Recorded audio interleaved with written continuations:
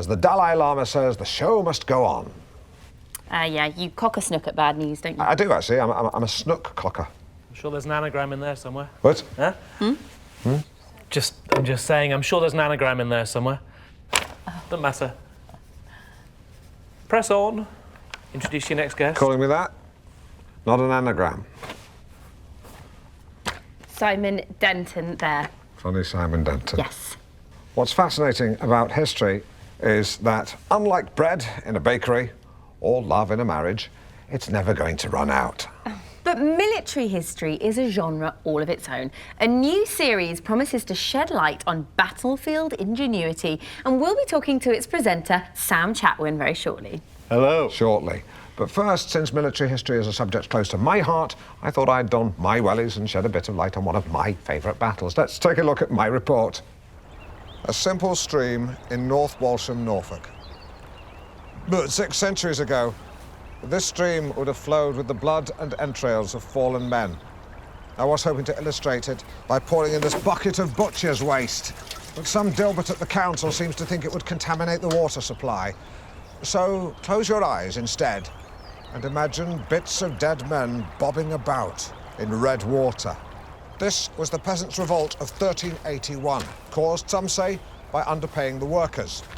But there's compelling evidence that low wages actually increases productivity. As Kirsty Allsop says, a well-fed dog is a slow dog.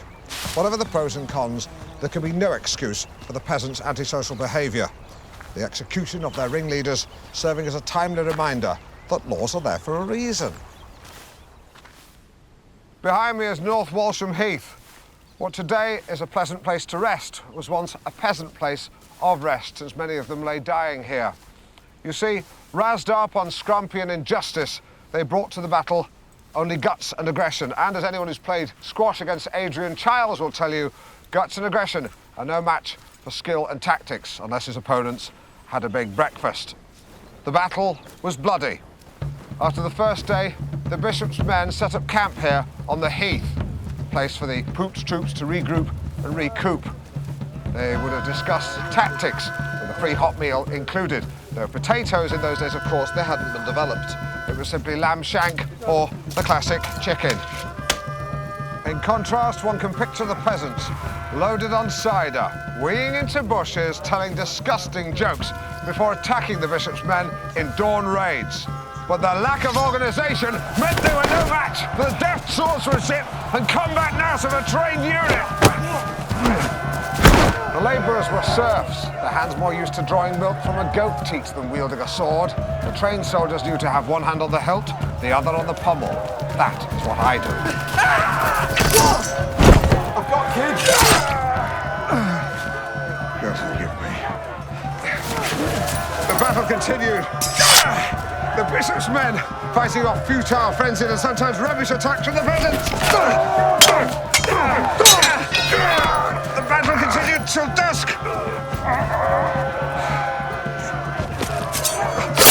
The last of the rebels dispatched had a bloody defeat that could have been avoided if the peasants had simply raised their concerns through the correct channels.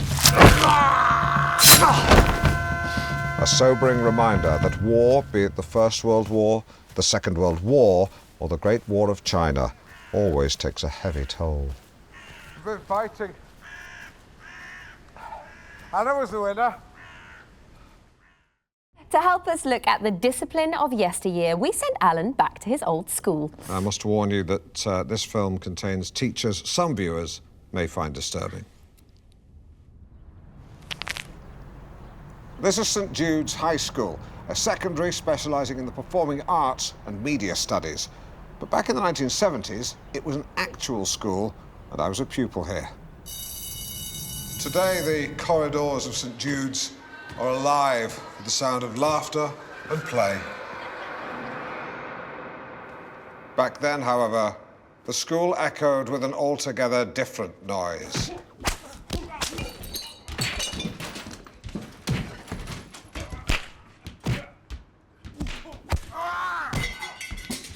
The noise of corporal punishment.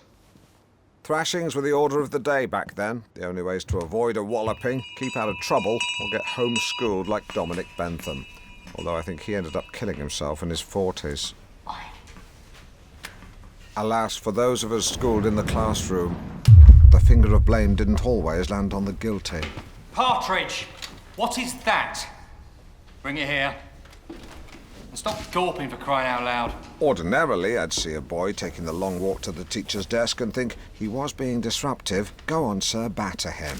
But on this occasion, that boy was me. What is it? It's a picture of you, sir, with a penis where your nose should be.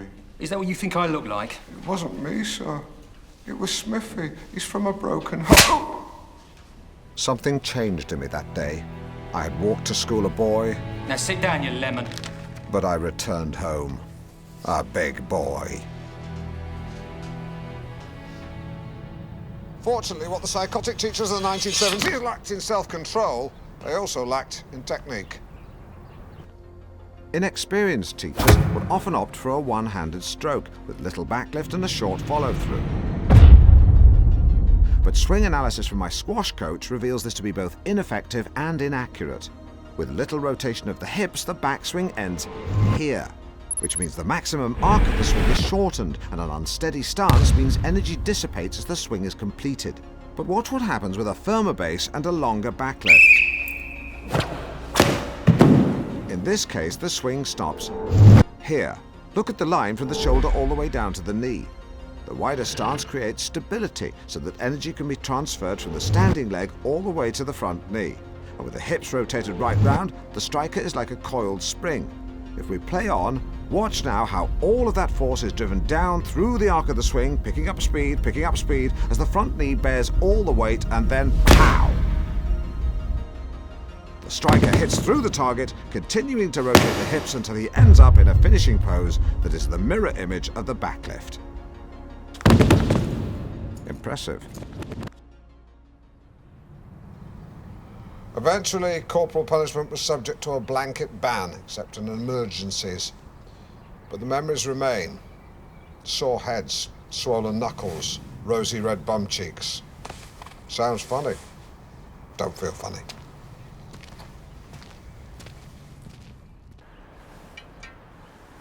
It seemed to me you lived your life like a candle in the wind. So said Elton John about Marilyn Monroe, Princess Diana. The list goes on. But John was bigger than a mere candle. It seemed to me he lived his life like an oil rig flare stuck in a North Sea gale. Like an oil rig, he drew on huge reserves of energy, was physically quite squat, and thanks to his prodigious whiskey intake, helped prop up the economy of Scotland.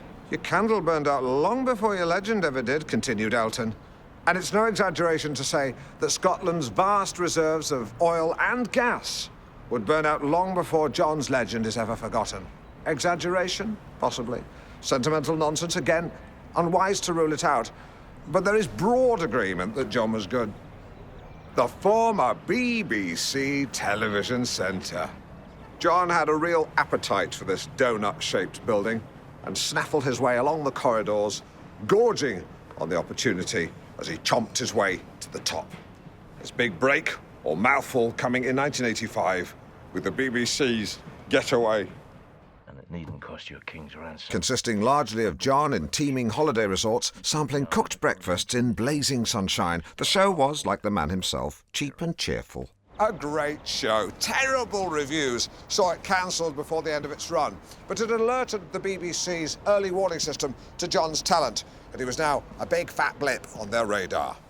This led to what John called his golden period, a veritable roll call of Britain's best-loved telly. Scotland's strongest man, Cash Chaser, Britain's holiest hymn, Fly Tip Squad, Britain by Bloon, Gibraltar CID.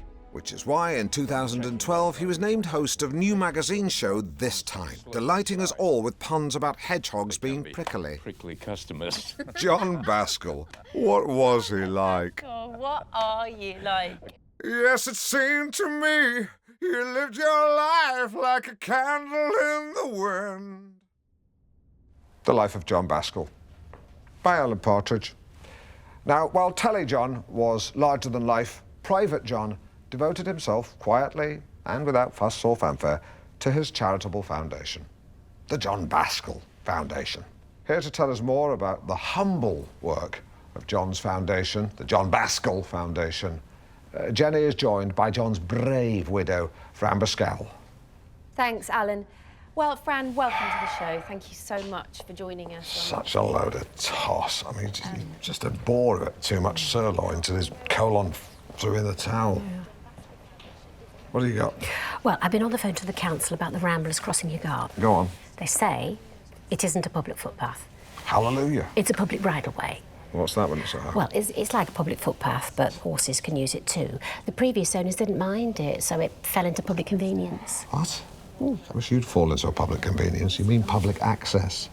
Well, I quite like the idea of horses galloping across my view. Yes, because your mind's addled with Catherine Cookson. These riders don't gallop, Lynn. They just sit on their horses eating sandwiches in my garden.